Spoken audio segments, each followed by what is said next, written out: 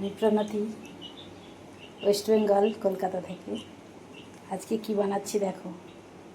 আজকে বানাবো গোটা গোটা মোচা দিয়ে আলু পোস্ত দিয়ে করব, আর তার সঙ্গে এই বেসনের বড়া দেবো।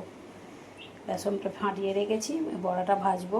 আমার মেয়েরা সবজি খেতে চায় না একদম, সেই জন্য ওদের জন্য একটু বেসন বড়াটা দিচ্ছি, খাবে। দেখো, দেখতে থাকো। দেখো, বেসন বড়াগুলো গোল গোল করে দিয়ে দিয়েছি। এবার উল্টে দিই।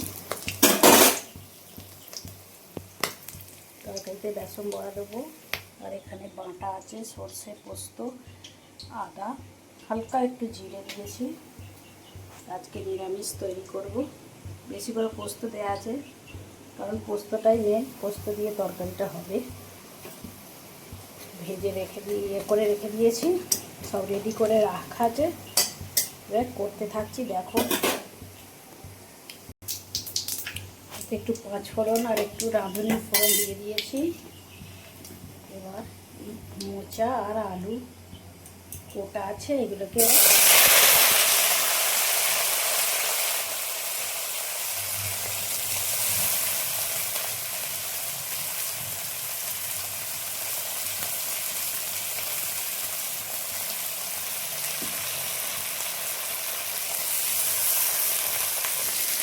দিয়ে দিয়েছি লঙ্কা, হলুদ আর নুন। সব দেওয়া হয়ে গেছে প্রায়।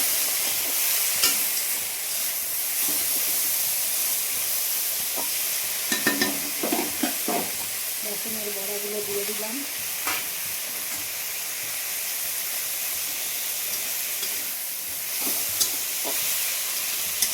লঙ্কাগুলোতে প্রচুর ঝাল আছে বলে অল্প করে দিয়েছি।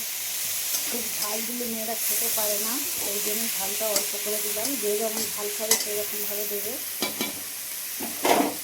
এবার দিয়ে দিলাম বাটা, পোস্ত বাটা, সর্ষে, জিরে, আদা, জলটা ঢেলে দিলাম।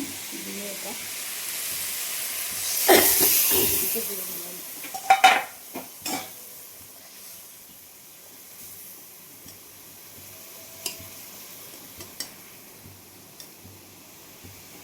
বাস, এবার একটু সেদ্ধ হতে থাকবে। কালারটা দারুণ হয়েছে, কালারটা হেভি এসেছে। তেলের উপরে লঙ্কা দিলেই, লঙ্কা হলুদ দিলেই তরকারির কালারই বলে। এবার ঢাকা দিয়ে দেবো, হতে থাকে একটু। 10 মিনিট ফুটলে তরকারিটা নামিয়ে নেবো। নুন, হলুদ সব দেওয়া হয়ে গেছে, সব মশলা সব দেওয়া হয়ে গেছে, শুধু ফুটবে, তারপর নামাবো। দেখো বন্ধুরা, তরকারিটা হয়ে গেছে, এবার নামিয়ে ফেলবো। কত সুন্দর তরকারিটা লাগছে খালি। এবার করে খেয়ে দেখবে। মোচা তো কেটে কেটে চপ বানাও, গোটা গোটা করে এরকম করে কেটে খুলে নিয়ে শুধু পোস্ত দিয়ে রান্না করে খেয়ে দেখবে কেমন লাগে একবার। তারপরে কমেন্ট করে জানিও। ভালো থেকো। ভালো লাগলে ভিডিওটা একটা লাইক করো, কমেন্ট করো সুন্দর করে, আর একটা সাবস্ক্রাইব। আর এই গরমে খুব ভালো থেকো। এখন বর্ষা একটু একটু করে নেমে গেছে। বর্ষাতেও সবাই সুস্থ থেকো, গরমেও সবাই সুস্থ থেকো। ভালো থেকো সকলে।